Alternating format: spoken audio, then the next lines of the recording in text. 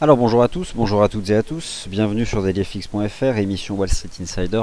Mille excuses pour ce retard de 5 minutes. Vincent Gann pour vous retrouver cet après-midi, mon dernier point de marché de la semaine, puisque vous serez entre les mains demain d'Adrian et de Sylvain, avec, je vous rappelle, ce nouveau programme, le rendez-vous des scalpers, 8h45. Demain, le rapport NFP. On va quand même essayer d'envisager un certain nombre de choses cet après-midi en utilisant des graphiques intraday. On va parler Forex, puisque globalement, par rapport à ce qui était exposé ce matin, il suffirait de repasser les enregistrements des émissions de ce matin pour parler des indices boursiers. Il n'y a rien à ajouter, puisque strictement rien n'a changé sur les indices boursiers depuis ce matin. Par contre, sur le marché des changes, des choses se déploient. Étonnante faiblesse depuis une semaine du dollar australien. Vous l'avez vu sur le GBP/AUD, 800 pips de rebond depuis 1,89 et une alerte de marché proposée sur notre site. Euro/AUD avec un potentiel explosif, probablement un biseau. Vous avez un article sur notre site par Adrian sur ce sujet. Que se passe-t-il du côté du dollar australien? Peut-être y a-t-il un lien avec des informations en provenance de Chine, les perspectives de la politique monétaire en Chine, voire est-ce que la RBA serait bientôt à même de refaire le coup du mois de janvier, à savoir une baisse de son taux d'intérêt. En tout cas, le dollar australien est sous pression, notamment face aux devises européennes. On va en parler de ce dollar australien. Concrètement, ce soir, je vous rappelle qu'un certain nombre de marchés boursiers ferment pour ce long week-end de Pâques. Alors si vous n'étiez pas parmi nous ce matin, je me permets de vous remontrer ce tableau qui expose la modification des heures de trading. Eh bien écoutez, on me confirme que le son est parfait, donc je ne touche à plus rien. Je laisse le paramétrage actuel désormais stable. Alors, ne soyez pas surpris. Il est impératif de connaître les heures de trading. Demain, un coup de fil qui amènerait à une question du type pourquoi tel marché j'ai une position ouverte, ça ne clôture pas, ne serait pas acceptable. Vous devez connaître les heures de trading des marchés sur lesquels vous vous exposez.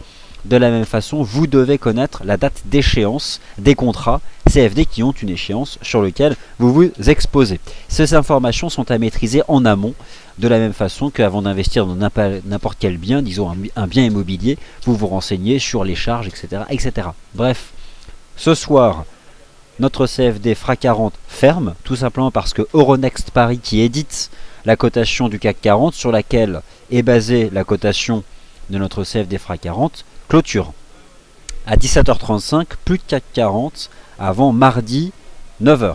Enfin, le fixing, ce sera à 8h55. Donc, entre 17h35 ce soir et 8h55, plus de CAC. Donc forcément, le CFD FRA 40, il n'y a plus rien.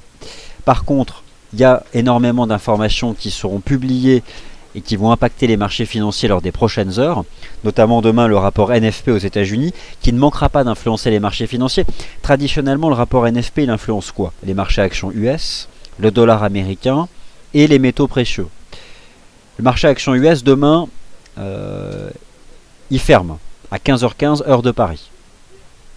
Il y aura le CFD quand même, je dirais, il y aura de l'indice US pendant 45 minutes après le NFP, parce que le NFP c'est 14h30.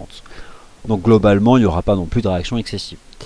Le marché des métaux précieux, c'est fermé demain, et ça ne rouvre que lundi. Les indices européens, ça ferme. Ça ferme ce soir.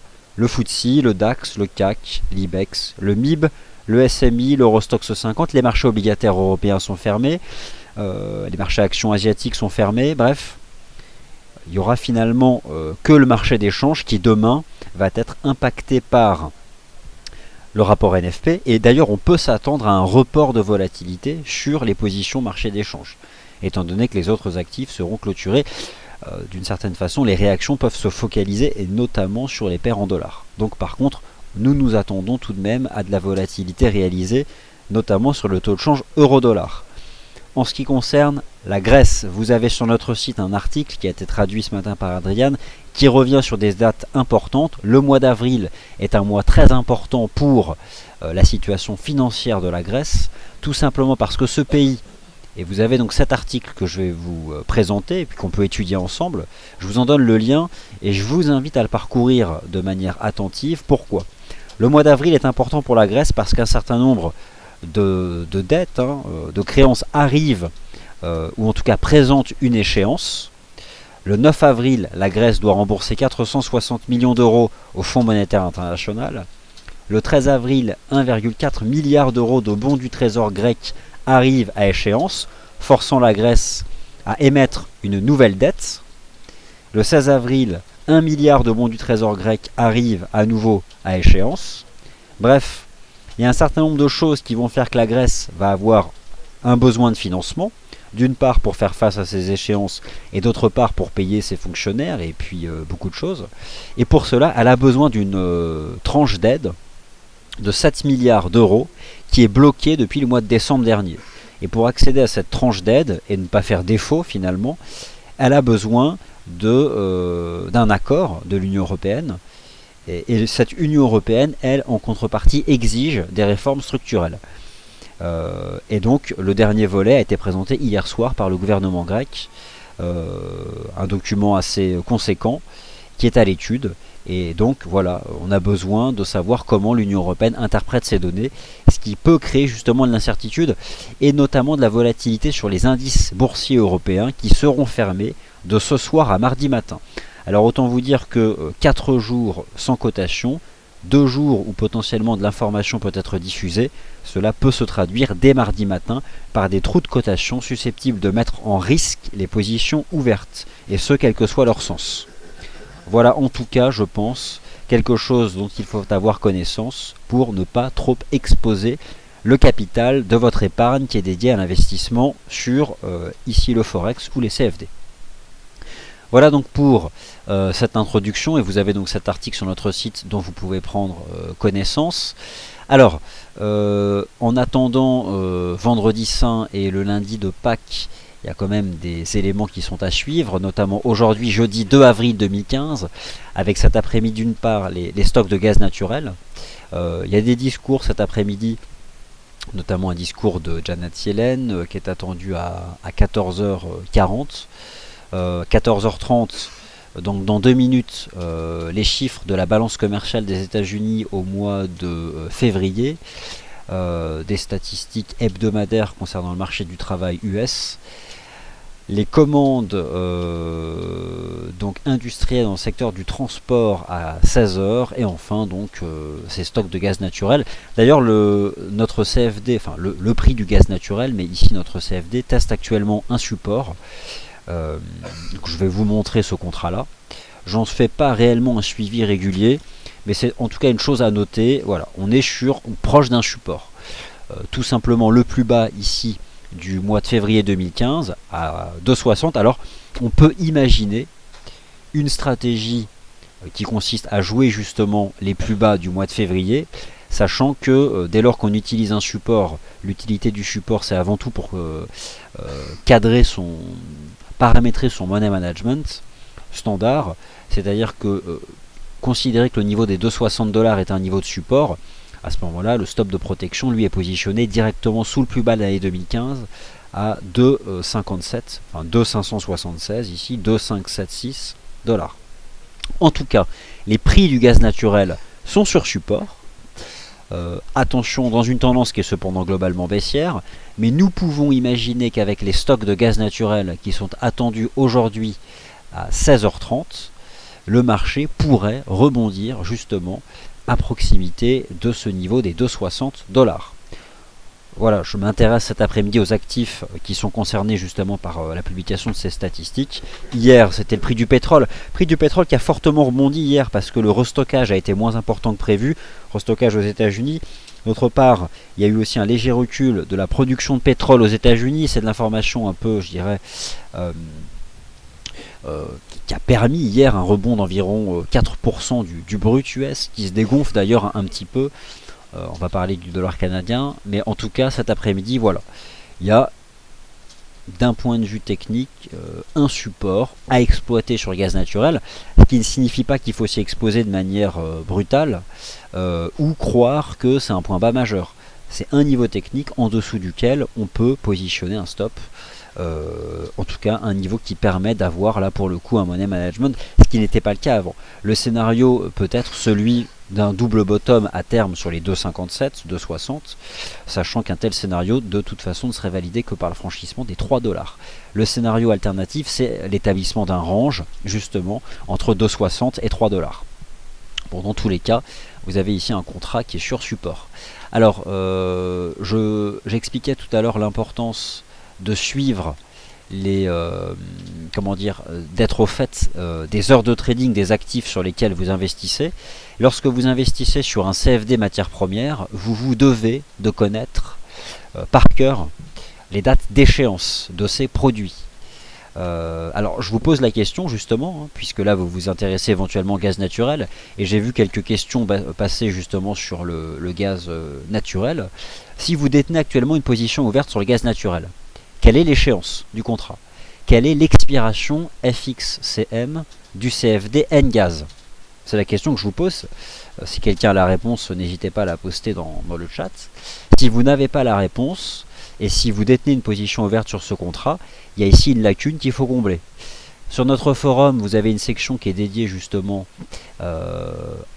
aux expirations, à l'expiration des différents CFD sur matières premières proposés par FXM. Rassurez-vous, vous avez du temps. La prochaine date, c'est le 27 avril.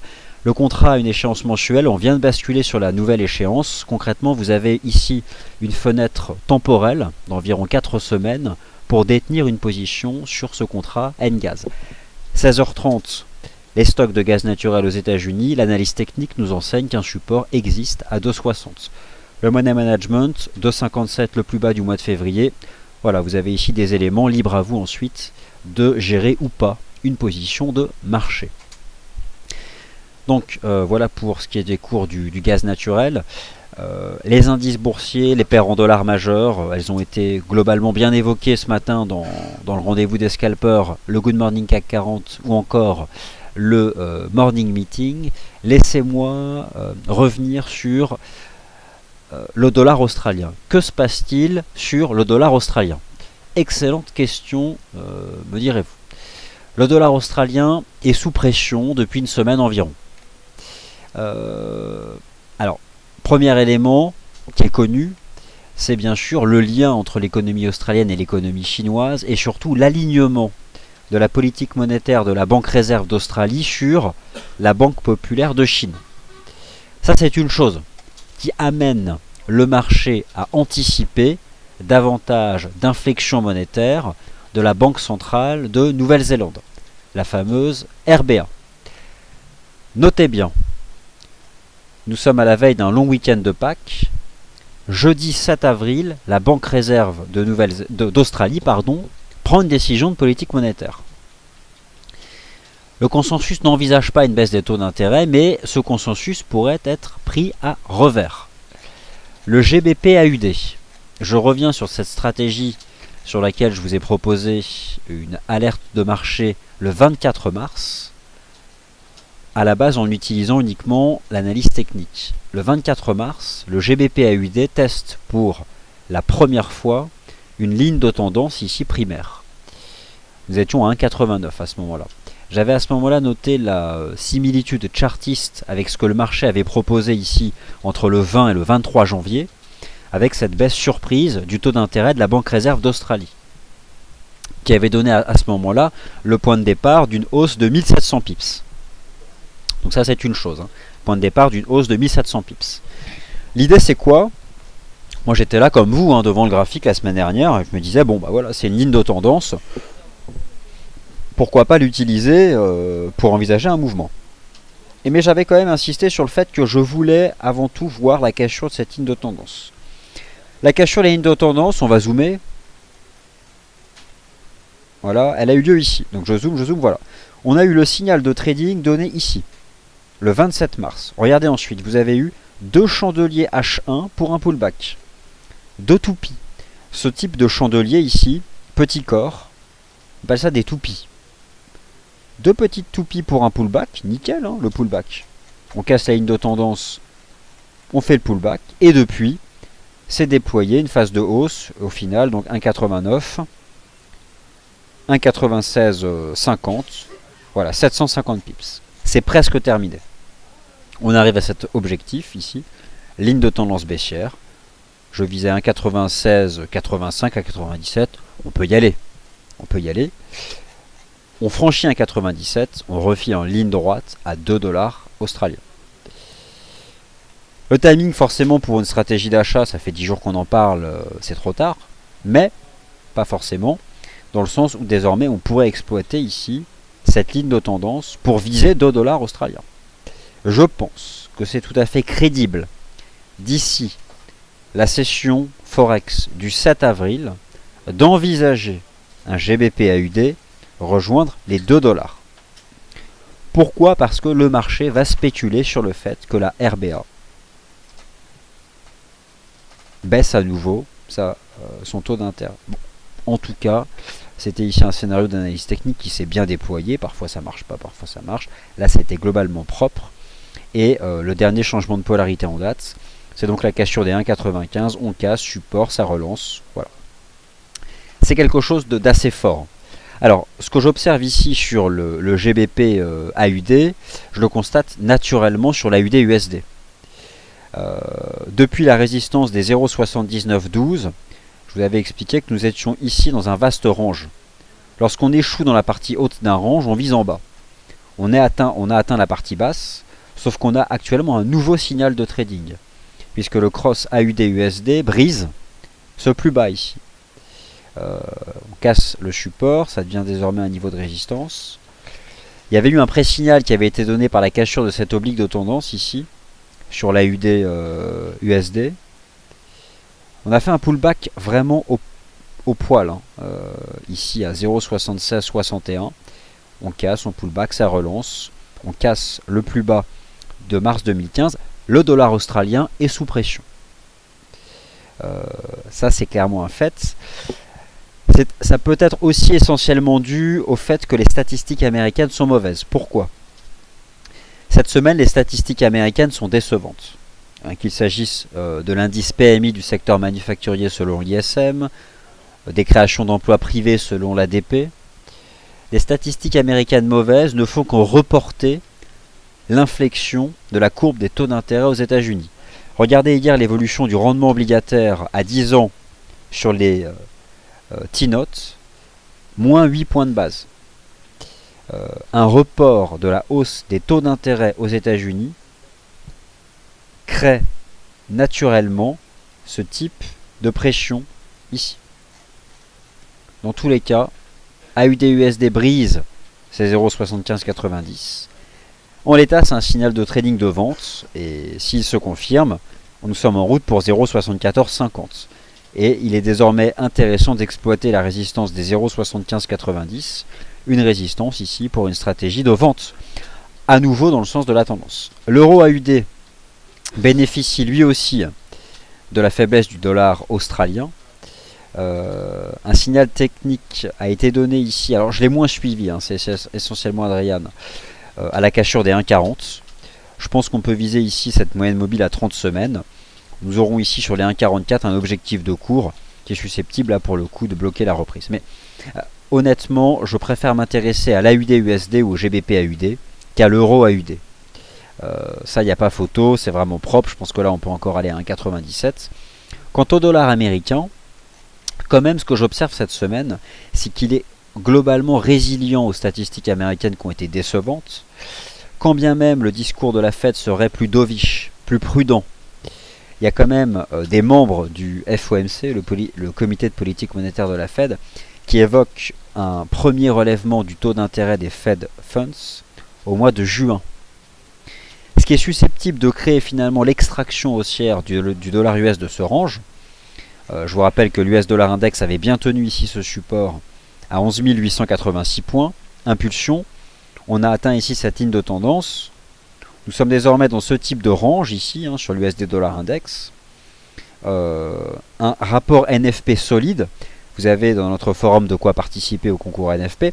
Le consensus du marché selon Bloomberg reste tout à fait solide pour la capacité de l'économie américaine à créer des emplois en mars, autour de 245 000, ce qui n'est pas rien. Nous pouvons à ce moment-là imaginer que demain, dollar US aille chercher 12 150. En tout cas, Sur le très court terme, nous sommes toujours dans ce range que j'ai tenté de décrire ce matin dans le morning meeting. Bon, le Bund, je vise toujours la partie du range à 160. Le gaz naturel, vous avez compris qu'il fallait clairement surveiller cet important support ici sur les 2,60 avec éventuellement un stop sous les 2,57. Euro-dollar. Aujourd'hui, l'euro et le dollar sont forts. Les devises qui sont sous pression sont les dollars des antipodes. Est-ce que l'euro a réellement donné un signal méga haussier? Non. Je vais vous dire moi ce qu'il a fait l'euro. Si vous me permettez d'exposer mes arguments. On n'a pas fait de biseau sur l'euro-dollar. On est sorti par le haut d'une compression. Je l'admets. Ce type de compression. Or, ce n'est pas un wedge pour moi. C'est une figure de compression qui traduisait le ralentissement du momentum. Pourquoi? Parce que 1,07 était un solide support. Je le visais, rappelez-vous, 1,07 $, tant que le taux de change se maintenait sous la Kijun ici D1. Ça, c'est un fait. Donc 1,07 était bel et bien un niveau de support. Mais les cours restent couverts par les indices 50 et Kijun. Au final, en amont du rapport NFP, voilà où s'établit euro-dollar. Nous avons cette base ici qui a été construite mi-mars, avec la fausse cachure sous 1,05, piège baissier, reprise violente, notamment le 18 mars ici, avec le discours prudent de la Réserve fédérale des États-Unis. Mais depuis, il y a à la fois des éléments qui mettent la pression sur l'euro,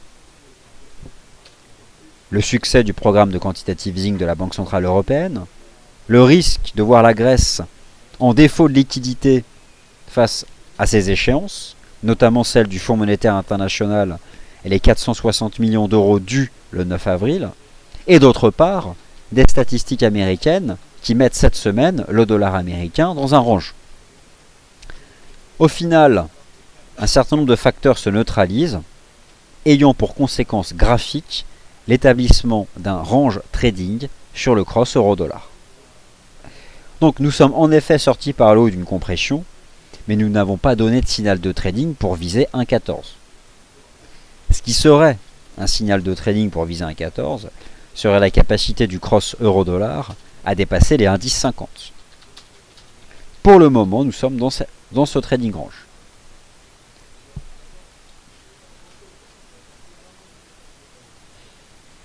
Ce que je vous propose, je n'ai pas fait depuis longtemps, c'est un tour d'horizon des graphiques intraday H4. Je vais prendre dans l'ordre alphabétique ici toutes les paires de devises qui sont dans mon listing. Et puis on va tout simplement les reprendre, dans l'ordre. Ce qui me paraît ici une chose intéressante à faire. AUD-CAD. AUD-CAD est sous pression, le dollar australien est sous pression. Signal de trading sur l'AUD-CAD. Résolution baissière d'un range trading. Résolution baissière d'un range de 350 pips. Target 0,94. La baisse du dollar australien n'est pas terminée. C'est vraiment la conviction que j'ai. D'ici la décision de politique monétaire de la Banque Réserve d'Australie le 7 avril prochain, le dollar australien peut rester sous pression à travers la baisse de la UD-USD, à travers la baisse de la UD-CAD et surtout à travers l'appréciation du taux de change GBP-AUD. On a fait 1,89, 1,97, eh bien je garde la main sur la barre. Et je pense que nous pouvons d'une part aller chercher les 1,97 sur le GBP-AUD, mais probablement au-delà. En tout cas, signal de trading vendeur sur la UD-CAD. J'utilise ici les chandeliers H4. On sort par le bas d'un range, c'est un signal de vente. Le chandelier qui a cassé le range, c'est celui-là. Donc la vente a été activée à 0,9567. Voilà. Donc je reporte simplement l'amplitude de ce range au point de cassure. Bon, globalement, l'idée c'est d'aller chercher les plus bas ici, donc je pense que c'est tout à fait un marché qui peut se replier ici sur la UD-CAD en direction des 0,94 $ canadiens. Bon, en tout cas, ici on a eu un signal de trading sympathique et on a là une résistance pour adopter une stratégie de vente ici sur la UD-CAD. Donc ça c'est une chose. AUD-Yen c'est la même chose. Le dollar australien est sous pression. Par contre, attention, voilà, on approche d'une ligne de tendance. Mais là aussi, on est sorti par le bas d'un range, ici, sur la UD-Yen. Le signal a été donné Voilà, il y a un peu plus de temps. Hein. Le signal a été donné le 31 mars. Donc target sur la UD Yen, c'est de revenir chercher ici les plus bas. Hein. On a fait un range ici de 200 pips. Donc l'idée c'est de viser 89-90. 89-90 serait l'amplitude balayée au sein de ce trading range dont les cours sont sortis par le bas. Ici le 31 mars. Le CAD Yen, c'est autre chose. Le CAD Yen, lui aussi, a tenu la partie basse d'un range. On a eu un piège ici, baissier. Le 31 mars. Finalement, le CAD Yen a tenu ce range. Il y a beaucoup de range trading lorsqu'on oppose les monnaies faibles. Le dollar canadien est sous pression sur le FX. Le yen reste globalement sous pression.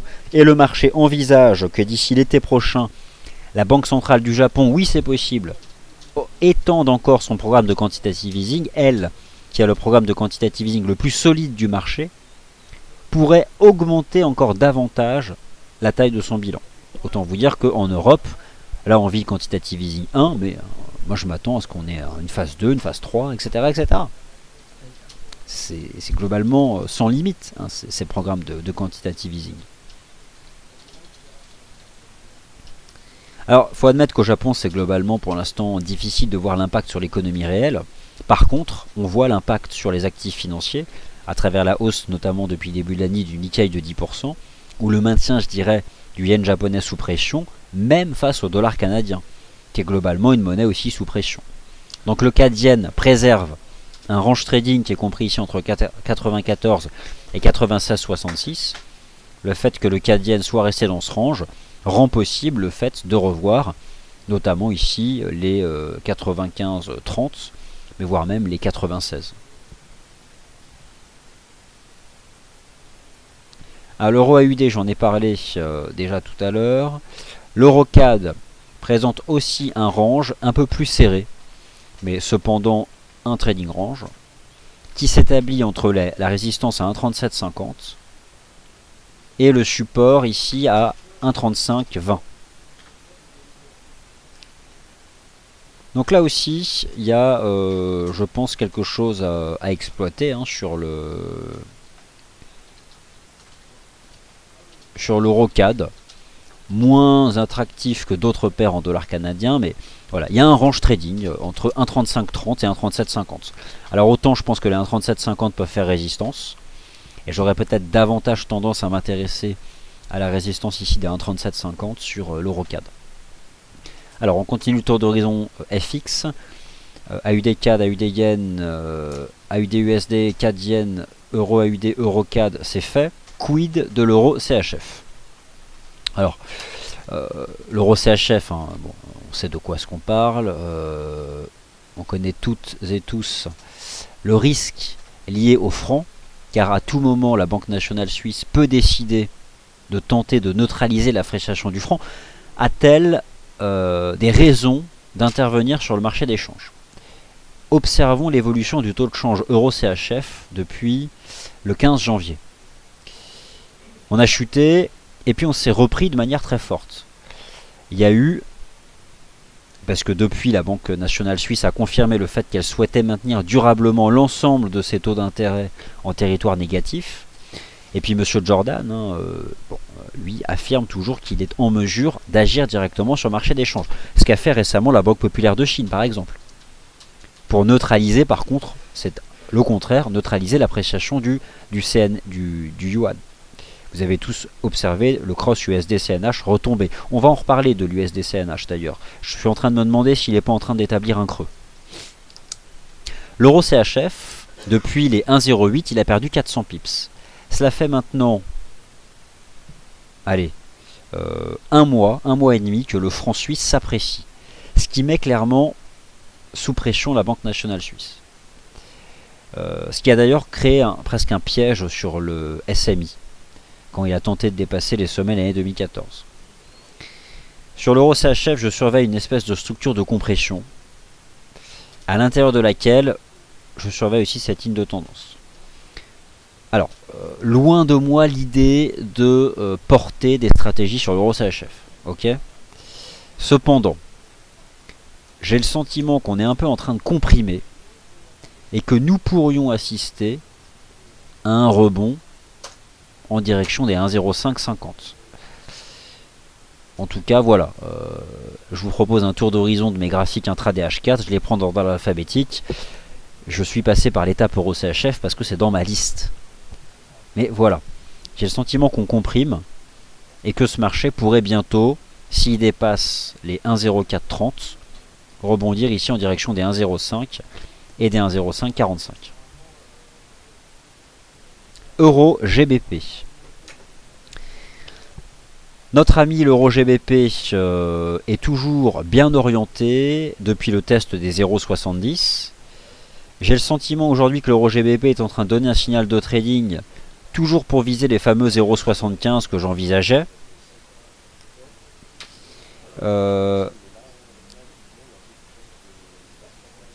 Sur le très court terme, j'ai le sentiment que nous sommes en train de sortir par le haut d'un drapeau sur l'euro GBP. Donc, en l'état, oui, je pense que nous avons en cours un signal de trading qui est en train d'être donné par le marché ici sur l'euro GBP, qui permet probablement de viser un retour en direction des 0,7389. Donc oui, je suis haussier sur l'euro GBP sur le court terme. Mais je m'emballe pas. 0,7385, éventuellement 0,7470. En tout cas, j'éviterai de le shorter. Et on peut imaginer, par exemple, que l'euro GBP il a fait une jambe de hausse entre 0,70 et 0,73, un drapeau, et on est en train de rentrer dans un mouvement en 3 temps. Alors si j'utilise d'ailleurs ici les extensions de Fibonacci, ce qui pourrait en fait se traduire par une hausse de l'euro GBP en direction des 0,7450. Donc en effet, je pense que l'euro GBP peut rejoindre 0,7450. Et si je devais protéger par exemple une stratégie d'achat, je mettrais le stop sous les 0,7250. Voilà. Bon, c'est le tour d'horizon des paires de devises. Hein. Je me plie à l'exercice sur tous ces actifs. Alors l'euro-yen aussi est dans une phase de rebond. Mais si je cherche une stratégie, imaginons que je cherche à me positionner sur l'euro. Je vous recommande davantage l'euro AUD avant la RBA le 7 avril. Je vous recommande l'euro GBP aussi. Et éventuellement l'euro dollar, mais je suis pas fan de l'euro dollar. C'est trop traite, c'est trop piège et voilà. Et l'euro yen, je pense que lui aussi peut rebondir en direction des 131,75. Donc mon classement ce serait euro AUD, euro GBP, euro yen. L'euro CAD m'intéresse qu'au moyennement. L'euro dollar sur le court terme, je pense qu'il sert à pas grand chose, même si on peut aller chercher 1,09, 1,09, 20, la Kijun D1. Je préfère l'euro GBP. Alors, est-ce que l'euro NZD présente un intérêt? Oui. Déjà, il y a une chose qu'à noter, l'euro NZD est sorti par le haut d'un canal de baisse qui était en place depuis début février. Je pense que nous pouvons viser les 1,4580 sur l'euro NZD. C'est un seuil important, 1,4580, 1,46. Donc on peut aller chercher un 46, ce qui serait déjà un bel objectif de cours.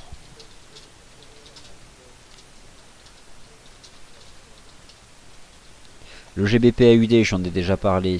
Le GBP CAD.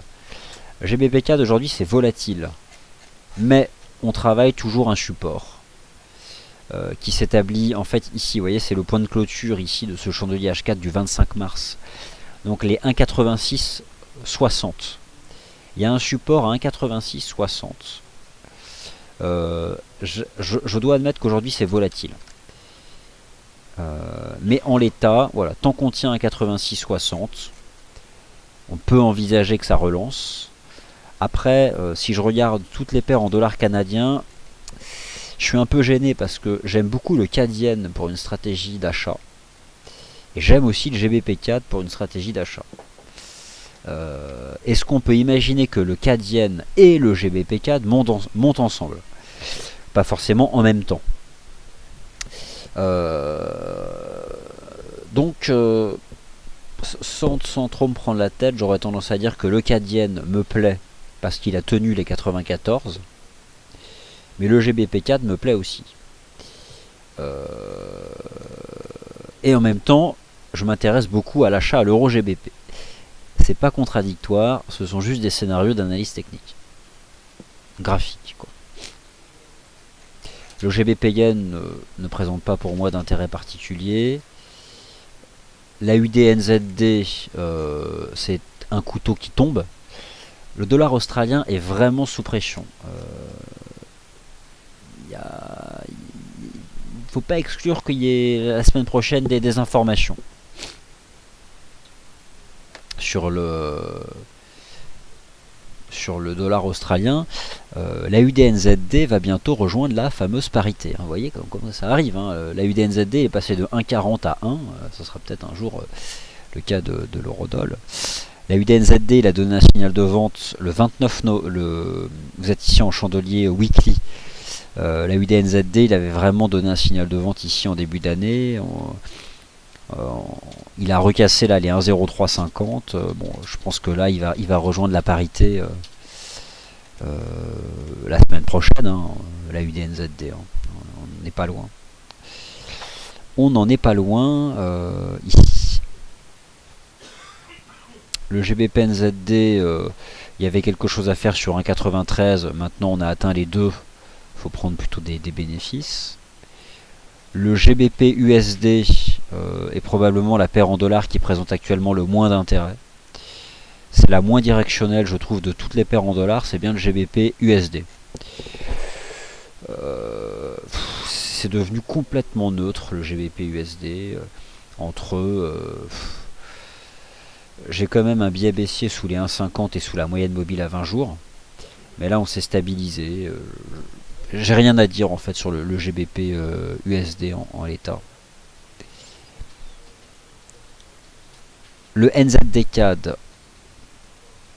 Le NZD-CAD ne m'intéresse pas plus que ça.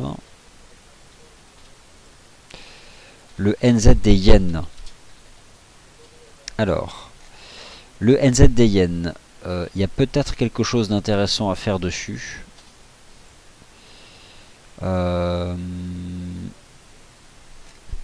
Il est possible que le NZD-Yen soit en train de donner un signal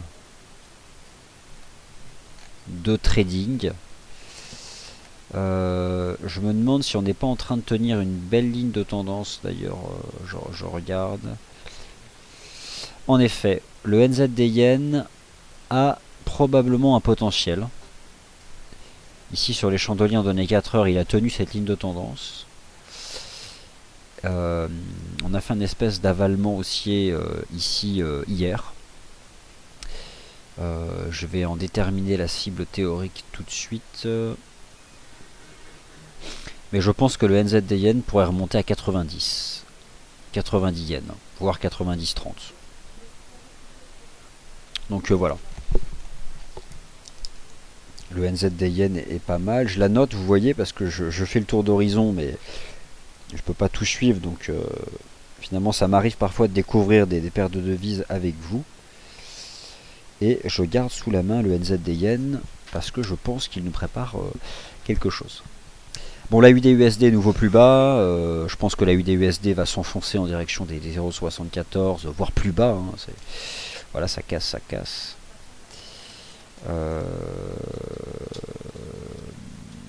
Le NZD-USD, je pense qu'il n'y a pas grand chose à aller y faire. Si vous cherchez des ventes, mieux vaut chercher à vendre des résistances sur l'AUD-USD.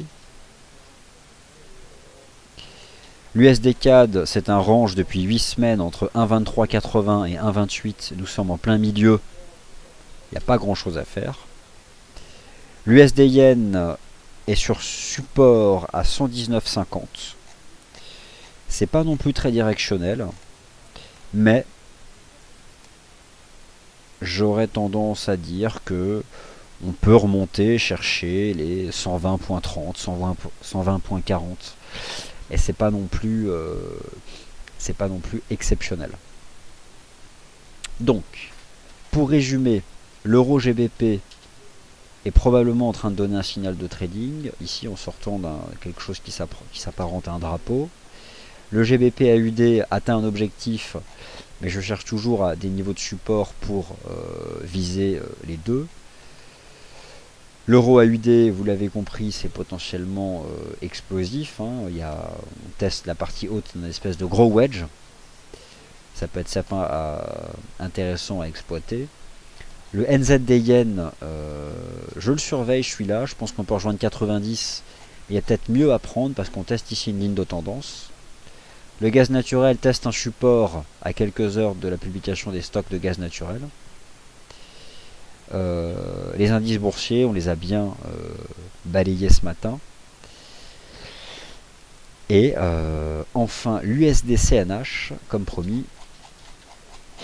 L'USD-CNH, on est sur un support, en fait, le support sur l'USD-CNH, je le situerai davantage à 6,1840. C'est cette zone-là, en fait. C'est vraiment un gros pivot. Sauf qu'on l'a pas encore précisément testé. Donc, je pense que un bon point d'entrée sur l'USD-CNH serait 6,1866. En tout cas, c'est le seul niveau horizontal sur lequel on pourrait envisager une stratégie de reprise. Ce qui est quand même un peu perturbant, c'est la violence de la baisse ici entre 6,28 et 6,19, avec derrière l'intervention directe de la Banque Populaire de Chine, qui a voulu mettre un terme à la baisse du yuan sur le marché d'échange. Peut-être pour éviter des fuites de capitaux, des choses comme ça.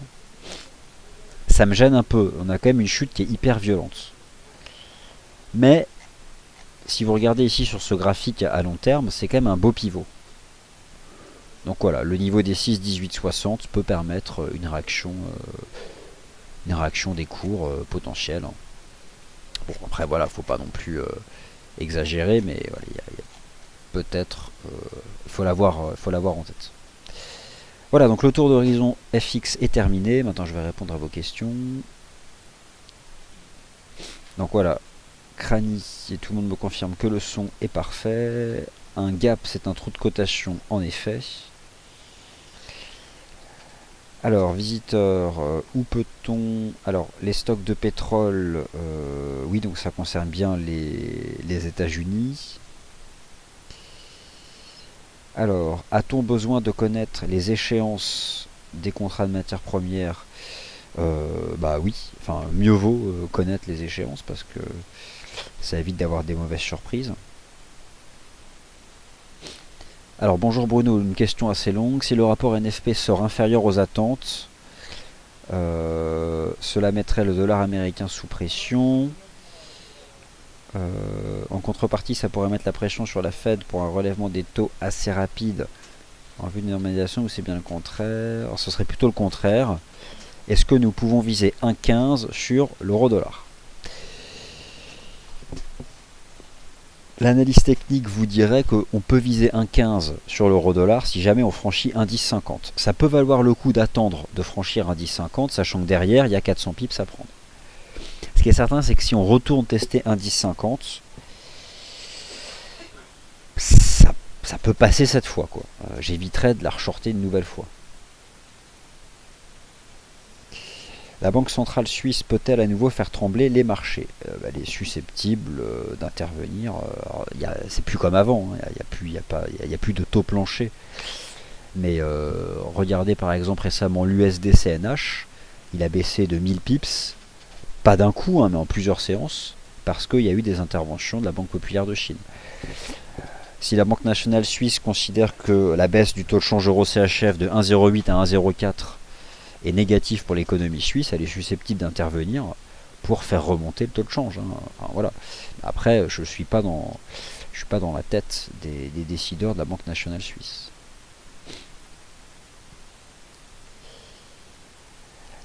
Alors, Visiteur nous rappelle que le dollar canadien bénéficie cet après-midi d'une balance commerciale favorable en provenance du Canada, ce qui peut expliquer aujourd'hui la volatilité sur le dollar canadien.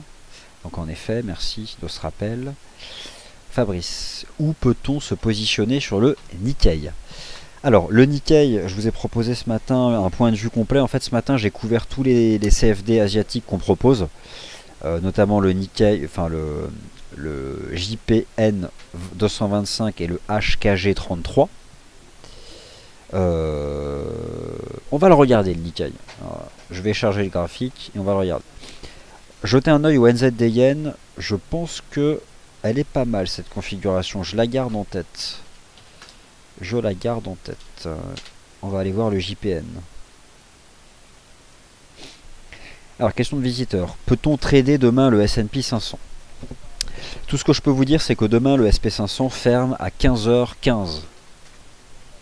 Donc vous pouvez le traiter pendant la session européenne ou à l'ouverture de la session américaine.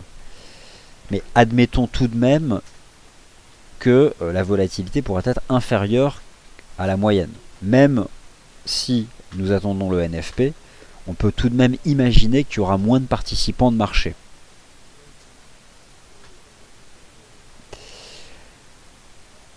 Alors pourquoi... Alors, l'AUDCAD. Alors, est-ce que je me suis intéressé à l'AUDCAD? Alors, non, on va le regarder.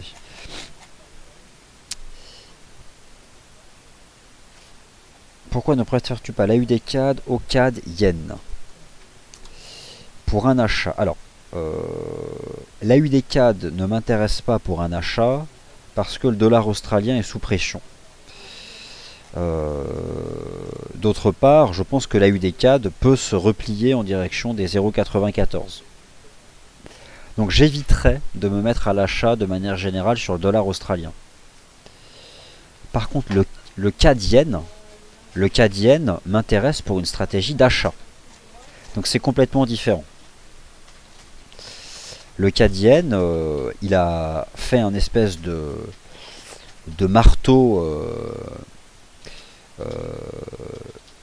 Il a tenu les 94,30. Je pense que le CAD Yen peut rebondir en direction des 95,80. Alors le Nikkei. Le Nikkei, je vous ai expliqué ce matin qu'il avait fait un pullback sur le support à 18 940. Je vise toujours 20 000 points sur le Nikkei. Le RSI Daily est sur support. Le CFD JPN 225 qui représente le Nikkei. De manière générale, le marché action japonais, la zone euro, ils s'en fichent. Rien à faire. La Grèce, ils s'en fichent. Déjà que c'est du bruit sur le marché. Le Nikkei, c'est la banque, c'est la politique monétaire de la Banque centrale du Japon. C'est les achats du fonds de pension JPIF. Voilà, c'est... On peut faire de l'analyse technique sur le Nikkei sans trop se faire mal au méninge avec le news flow zone européen, quoi. Donc moi le Nikkei, je vise toujours 20 000 points. Et désormais le stop il est remonté sous le support à 18 938. Peut-on acheter le GBP CAD? Le GBP CAD, déjà il y avait un beau mouvement à prendre depuis la semaine dernière, vous l'avez probablement pris jusqu'à 1,89, donc il y a déjà quelque chose qui est fait. Maintenant, on travaille un niveau à 1,8660. Idéalement, si vous avez un doute, attendez qu'on franchisse une résistance pour vous replacer. Le NZD-CAD, je vois pas grand chose à faire. Bonjour par fil. L'euro-dollar, en effet, Crani, je pense qu'on peut rejoindre les 1,0950, voire les 1,10, pourquoi pas. Hein. Mais je préfère l'euro GBP.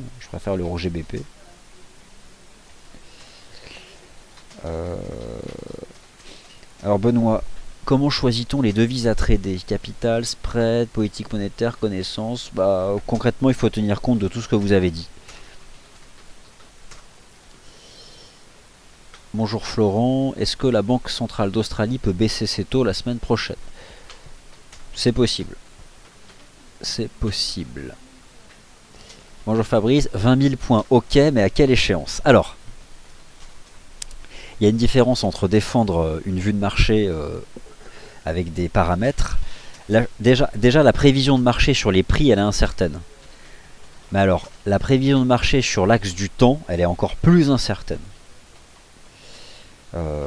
Moi, ce que je peux vous dire, c'est tant que le marché se maintient au-dessus du support à 18 938 points, je pense qu'on peut rejoindre 20 000 points. Le temps, là, le temps, c'est hyper incertain, quoi. Donc, je peux pas vous dire, mais je pense qu'on peut faire ça au mois d'avril.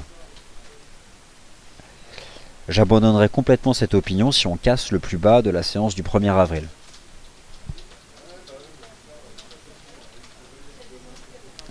Voilà, alors j'ai répondu à l'ensemble de vos questions, je vous remercie d'avoir été attentif. Vous avez à nouveau un webinaire tout à l'heure à 18 h, et demain donc 4 émissions, le rendez-vous des scalpers à 8 h 45, le Good Morning CAC 40 à 9 h 15, le Morning Meeting à 11 h et l'émission spéciale NFP à 14 h 15. Voilà, en ce qui me concerne, je vous retrouve mardi prochain. Je vous souhaite à toutes et à tous un bon vendredi saint, un bon week-end, un bon lundi de Pâques et à mardi.